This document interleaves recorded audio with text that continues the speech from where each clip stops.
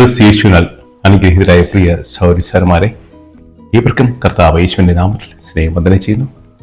നിങ്ങളേവരും ജീവിക്കുന്ന കർത്താവ് സമ്പൂർണ്ണമായും അനുഗ്രഹിക്കുമാറാകട്ടെ.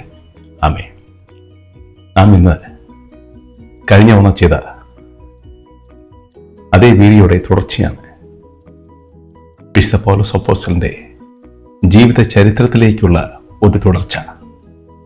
അദ്ദേഹത്തിന്റെ ജീവിതവും തർസസിലെ അദ്ദേഹത്തിന്റെ ജനനവും അതുമുതൽ ദമാസ്കസിൽ വെച്ച് കർത്താവ് തൊട്ടതു മുതൽ റോമിലെത്തി താൻ വാളിന് ഇരയായത് വരെയുള്ള ജീവചരിത്രം നിങ്ങളുമായി പങ്കുവയ്ക്കുവാൻ ആത്മാവ് പ്രചോദിപ്പിക്കുന്നു. ഹല്ലേലൂയ. സർവ്വത്തിനുമുപരിയായി കർത്താവിന് മാത്രം ഹല്ലേലൂയ. ശൗലിൽ നിന്നും പൗലോസിലേക്ക് മാറ്റിമറിക്കപ്പെട്ട പൗലോസിന്റെ ജീവിതം, കർത്താവിന്റെ ശത്രുവായിരുന്നവൻ, സഭയുടെ ശത്രുവായിരുന്നവൻ എങ്ങനെ കർത്താവിന്റെ തോരനായി മാറി, മിത്രമായി മാറി, സഭയുടെ ആത്മപിതാവായി മാറി. ഹല്ലേലൂയ. റോമാലേഖനം മുതൽ ഹെബ്രായ ലേഖനം വരെ എഴുതി പുതിയ നിയമത്തിലെ പകുതിയിൽ കൂടുതലും എഴുതിയ വ്യക്തിയായി എങ്ങനെ മാറി നോക്കാം. ഹല്ലേലൂയ. 2 തിമോത്തി 4 6 മുതൽ 8 വരെ പൗലോസ് ഇപ്രകാരം പറയുന്നു: എന്തെന്നാൽ ഞാൻ ഇപ്പോൾ തന്നെ പാനീയാവുമായി ഒഴിക്കപ്പെടുന്നു. എന്റെ വേർപാടുള്ള സമയം അടുത്തിരിക്കുന്നു. ഞാൻ നല്ല പോരാട്ടം പൊരുതി എന്റെ ഓട്ടം പൂർത്തിയാക്കി വിശ്വാസം കാത്തു സൂക്ഷിച്ചു. ഹല്ലേലൂയ. പൗലോസിന്റെ ജീവിതം ക്രിസ്തീയ ചരിത്രത്തിലെ ഏറ്റവും ശക്തമായ ഒരു കഥാപാത്രമാണ്. ക്രിസ്ത്യാനികളെ പീഡിപ്പിക്കുന്നതിൽ നിന്നും ദൈവവചന പ്രഘോഷകനിലേക്കും ജയിലിൽ നിന്ന് പർദീസയിലേക്കും പൗലോസിന്റെ ജീവിതം സമൂലമായ കൃപയുടെയും അചഞ്ചലമായ വിശ്വാസത്തിന്റെയും അചഞ്ചലമായ ചരിത്രത്തിന്റെയും ഒരു ഭാഗമാണ്. ഇന്ന് സഭയിൽ ആ ശബ്ദം ഒഴുകിക്കൊണ്ടേയിരിക്കുന്നു. ആ ഉപദേശങ്ങൾ നമ്മെ കർത്താവിലേക്ക് അടുപ്പിച്ചുകൊണ്ടേയിരിക്കുന്നു. ഹല്ലേലൂയ. നമുക്കിന്ന് പൗലോസിന്റെ ജീവിതത്തെ 4 തിരിച്ച് അതിലൂടെ ഒന്ന് കടന്നു ചെല്ലാം.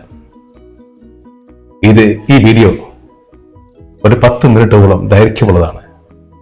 ആയാൽ എന്നെ ശ്രമിക്കുന്ന എൻ്റെ പ്രിയ സഹോദരിമാരെ, ആരും ഈ വീഡിയോ സ്കിപ്പ് ചെയ്യാതെ അവസാനം വരെ കാണുക. ഇത് നിങ്ങളുടെ ജീവിതത്തിലെ ക്രിസ്തീയ ജീവിതത്തിന്റെ ഓട്ടം പൂർത്തിയാക്കുവാൻ നിങ്ങളെ സഹായിക്കും, നിശ്ചയം. ഹല്ലേലൂയ. പൗലോസിന്റെ ഭൂതകാലം, അവൻ സഭയെ പീഡിപ്പിക്കുന്നവനായിരുന്നു. അപ്പോസ്തല പ്രവൃത്തി 8:3 മുതൽ നോക്കുമ്പോൾ അവൻ വീടുകൾ തോറും കയറിയിറങ്ങി ക്രിസ്തുവിൽ വിശ്വസിക്കുന്ന സ്ത്രീകളെയും പുരുഷന്മാരെയും അറസ്റ്റ് ചെയ്ത് തടവിലാക്കി. ശൗൽ പൗലോസ് ആകുന്നതിന് മുമ്പ് അവൻ തർശീസിലെ ശൗലായിരുന്നു. ക്രിസ്ത്യാനികളെ കൊന്നുകൊണ്ട് പഴയ നിയമത്തിലെ യഹോവയെ താൻ സേവിക്കുന്നു എന്ന് ഉറപ്പുവരുത്തിയ ഒരു പരീശനായിരുന്നു അവൻ.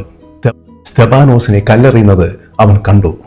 കല്ലെറിയുന്നവരുടെ വസ്ത്രങ്ങൾ സൂക്ഷിച്ചവനായിരുന്നു പൗലോസ് എന്ന ശൗൽ. ആത്മീയ സഭ അവനെ തള്ളിക്കളയുകയും അവനെ ഭയപ്പെടുകയും അവനെ വെറുക്കുകയും ചെയ്തിരുന്നു. ശൗലിന് വളരെ പാണ്ഡിത്യമുണ്ടായിരുന്നു, അറിവുണ്ടായിരുന്നു. എന്നാൽ കർത്താവിന്റെ വെളിപാടോ ജ്ഞാനമോ ദൈവത്തെക്കുറിച്ചുള്ള അറിവോ അവനുണ്ടായിരുന്നില്ല. അവന് മോക്ഷം നൽകിയ ന്യായപ്രമാണം ഉണ്ടായിരുന്നു.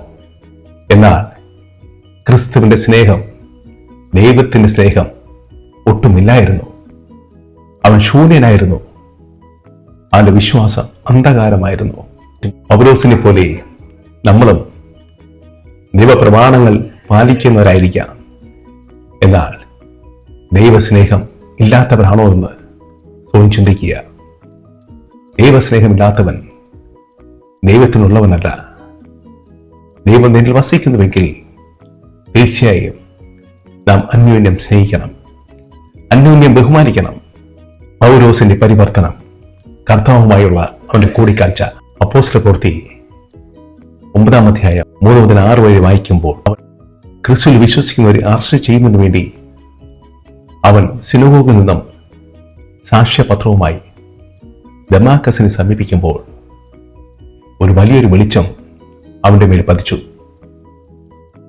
അവന്റെ ഉൾക്കണ്ണുകൾ തുറന്നു. അവൻ താഴെ വീണു. അവനുണ്ടായിരുന്ന പഴയ നിയമമാകുന്ന അല്പം വെളിച്ചം കർത്താവായ യേശുക്രിസ്തുവിന്റെ വെളിച്ചത്തിന് മുമ്പിൽ മങ്ങിപ്പോയി, അണഞ്ഞുപോയി, കെട്ടുപോയി. അങ്ങനെ 3 ദിവസത്തോളം അവൻ അന്ധനായിരുന്നു. അവൻ കർത്താവിനെ കണ്ടുമുട്ടി. ഈശോ തന്നെ തന്നെ അവനെ വെളിപ്പെടുത്തി. അപ്പോൾ അവൻ പശ്ചാത്തപിച്ചു, കർത്താവിലേക്ക് തിരിഞ്ഞു. തന്റെ തെറ്റുകൾ, താൻ ചെയ്തുപോയ തെറ്റുകൾ, അറിവില്ലായ്മയിൽ നിന്നും ചെയ്തുപോയ തെറ്റുകൾ അവൻ ഏറ്റുപറഞ്ഞു. ക്രിസ്തുവുമായി അവൻ ഒന്നായിത്തീർന്നു. വിശ്വാസത്താൽ മരിച്ചവനായിരുന്ന പൗലോസ് വിശ്വാസത്താൽ ഉയർത്തെഴുന്നേറ്റു.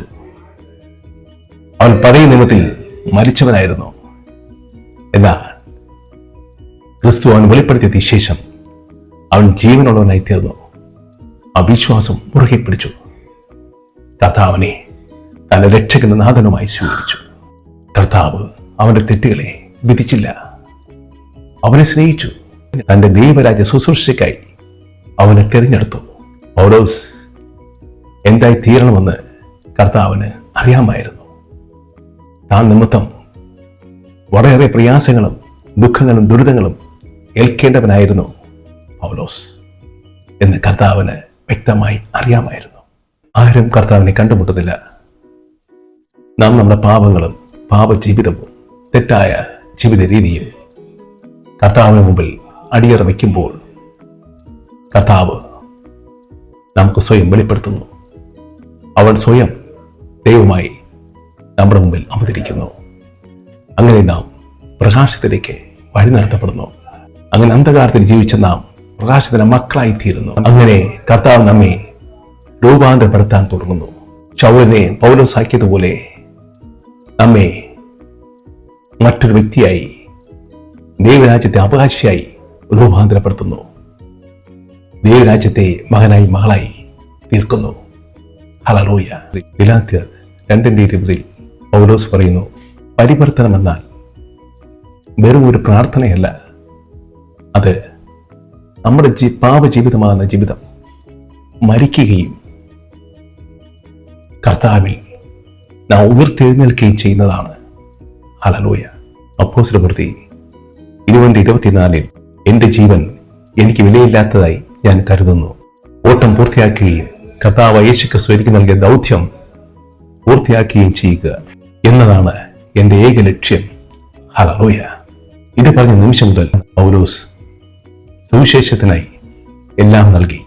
അവൻ സഭകൾ നട്ടുപിടിപ്പിച്ചു. അനേകം കത്തുകൾ എഴുതി സഭാ ശുശ്രൂഷകരെ പരിശീലിപ്പിച്ചു. പീഡനങ്ങൾ നേരിട്ടു. അടികൊണ്ടു. കപ്പൽ ഛേദങ്ങളിലും ഉൾപ്പെട്ടു. ഹല്ലേലൂയ. പൗലോസ് എഴുതിയ ലേഖനങ്ങളെ കുറിച്ച് നമുക്ക് നോക്കാം. റോമാക്കാർക്ക് എഴുതിയ ലേഖനത്തിൽ പൗലോസ് വിശ്വാസത്തുള്ള നീതീകരണം ഉറപ്പിക്കുന്നു. അങ്ങനെ നീതീകരിക്കപ്പെട്ട നമ്മെ കൊറിന്ത്യ ലേഖനത്തിലൂടെ വിശുദ്ധിയിലേക്ക് നയിക്കുന്നു. അങ്ങനെ വിശുദ്ധീകരിക്കപ്പെട്ട നമ്മെ ഗലാത്യ ലേഖനത്തിലൂടെ സ്വാതന്ത്ര്യത്തിലേക്ക് നയിക്കുന്നു. ഹല്ലേലൂയ. കർത്താവിന്റെ സ്വാതന്ത്ര്യം നമുക്ക് നൽകുന്നു. അങ്ങനെ സ്വതന്ത്രമാക്കപ്പെട്ട നമ്മെ ഫിലിപ്പിയർക്ക് എഴുതിയ ലേഖനത്തിലൂടെ സന്തോഷം നൽകുന്നു. കൊളോസ്സായർക്ക് ലേഖനത്തിലൂടെ ദൈവത്തിന്റെ മക്കളും അവകാശികളുമാക്കി നമ്മെ തീർക്കുന്നു. അങ്ങനെ തിമോഥെയോസിനും തീർത്തോസിനും എഴുതിയ ലേഖനത്തിലൂടെ നമുക്ക് കർത്താവിന് പ്രമാണങ്ങൾ നൽകുന്നു. അങ്ങനെ ഫിലെമോൻ എഴുതിയ ലേഖനത്തിലൂടെ നല്ല പ്രവൃത്തികൾ ചെയ്യുവാൻ നമ്മെ ആഹ്വാനം ചെയ്യുന്നു. ഹെബ്രായർക്ക് എഴുതിയ ലേഖനത്തിലൂടെ ദൈവം നമുക്കായി കരുതി വച്ചിരിക്കുന്നവ വെളിപ്പെടുത്തുന്നു.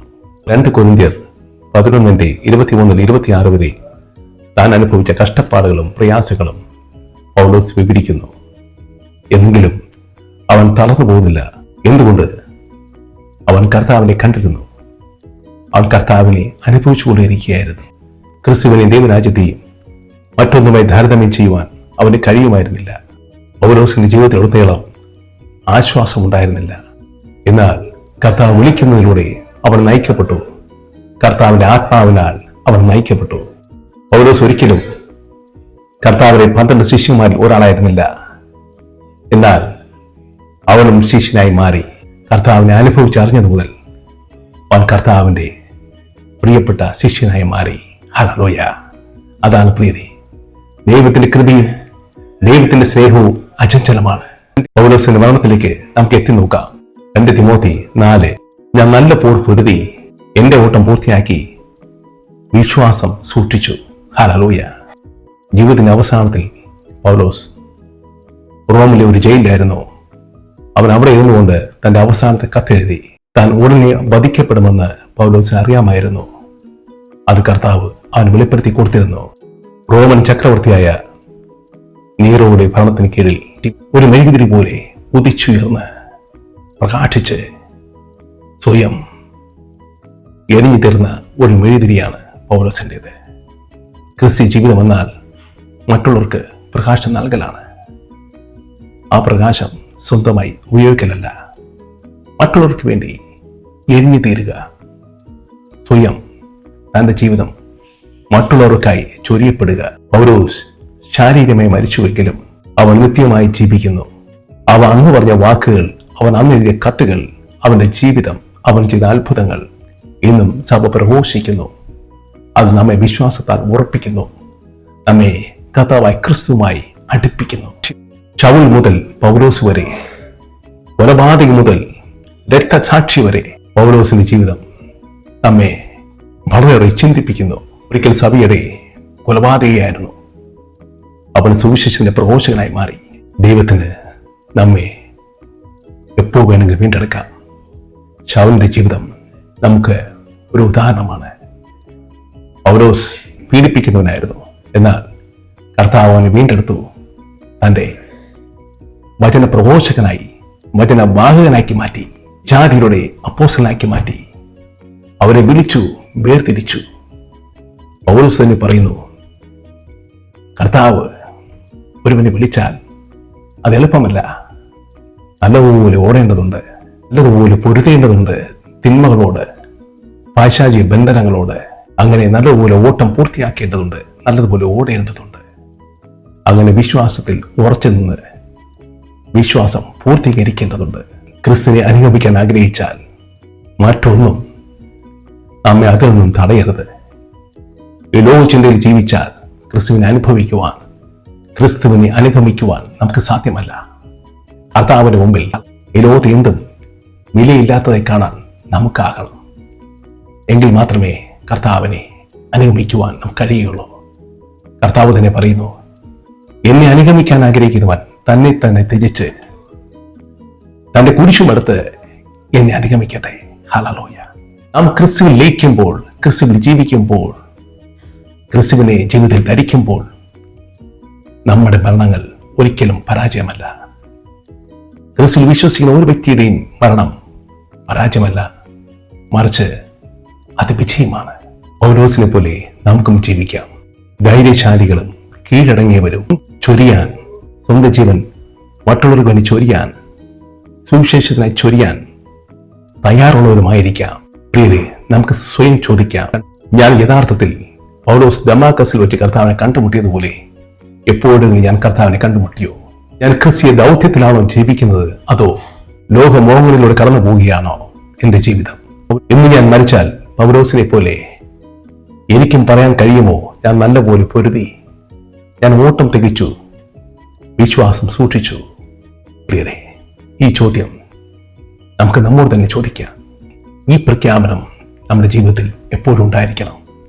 പൗലോസ് പറഞ്ഞതുപോലെ, ഞാൻ നല്ലപോലെ പൊരുതി, ഞാൻ ഓട്ടം തികച്ചു, വിശ്വാസം കാത്തു സൂക്ഷിച്ചു. ഹല്ലേലൂയ. ആകയാൽ കണ്ണുകളടയ്ക്കാം, പ്രാർത്ഥിക്കാം. കർത്താവേ, പൗലോസിന്റെ ജീവിതത്തിനായി നന്ദി. സമൂലമായി കീഴടങ്ങുകയും രൂപാന്തരപ്പെടുകയും ചെയ്ത പൗലോസിന്റെ ജീവിതം ഞങ്ങൾക്കും ഒരു മാതൃകയായിരിക്കുവാനും, ഞങ്ങളും പൗലോസിനെ പോലെ രൂപാന്തരം പ്രാപിക്കുവാനും, അങ്ങേ പ്രതി തിന്മകളോട് പൊരുതുവാനും, അവിടുത്തെ വിശ്വാസത്തിലൂടെ ഓട്ടം തയ്ക്കുവാനും, അവിടുത്തെ വിശ്വാസം ജീവിതത്തിൽ കാത്തു സൂക്ഷിക്കുവാനുള്ള കൃപ ഞങ്ങൾക്ക് നൽകണമേ. ഞങ്ങൾ അതിലേക്ക് നയിക്കണമേ. സർവ്വ അശുദ്ധിയിൽ നിന്ന് ഓടി അകലുവാൻ കർത്താവേ അവിടുത്തെ ആത്മാവിനെ അയച്ച് ഞങ്ങൾ ഓരോരുത്തരെയും ശക്തിപ്പെടുത്തണമേ.